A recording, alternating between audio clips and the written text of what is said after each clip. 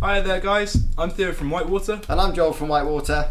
And today we're here to talk to you about the Ray series from Aquabound. So the Ray series have two different blade shapes. You've got the Stingray, which I have here, and the Manta Ray, which Theo is holding there. And these are the lightest injection moulded kayak paddles at their price point.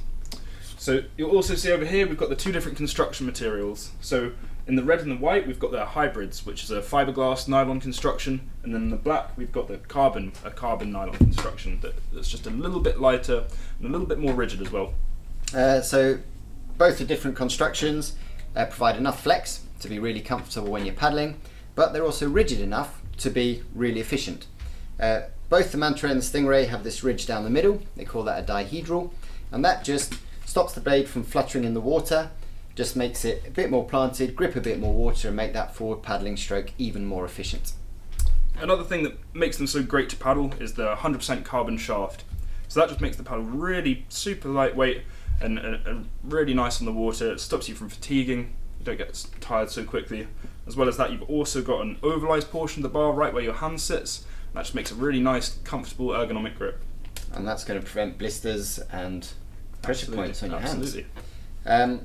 Both these paddles, the Stingray and the Manta Ray, come with two different joining spigots. So we've got the Posi lock, which allows for adjustable feather, and then we've got the Versa lock, which allows for 15 centimeters of length adjustment, as well as adjustable feather. And why would you want that, Joel?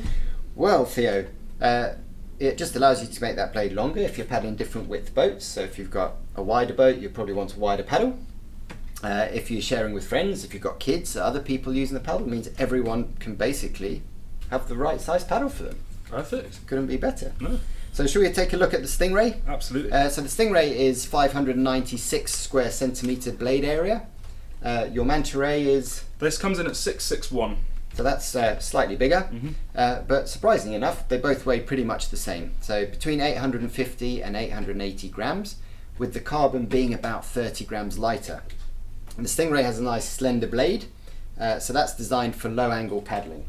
So that would be where your top hand stays below eye level and the blade enters the water at a low angle.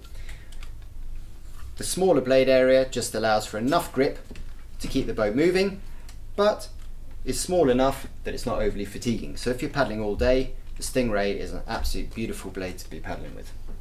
And then we've got the Manta Ray, which is the higher angle paddle, so the slightly larger of the two. And that extra bit of surface area just means that you can output slightly more power. So if you want to cover a bit more distance and get a bit more kind of bang for your buck, that's the paddle for you. So we've been using these for quite a few years now. It's pretty hard to know which one is actually our favourite, depending on how we're paddling or what we're doing.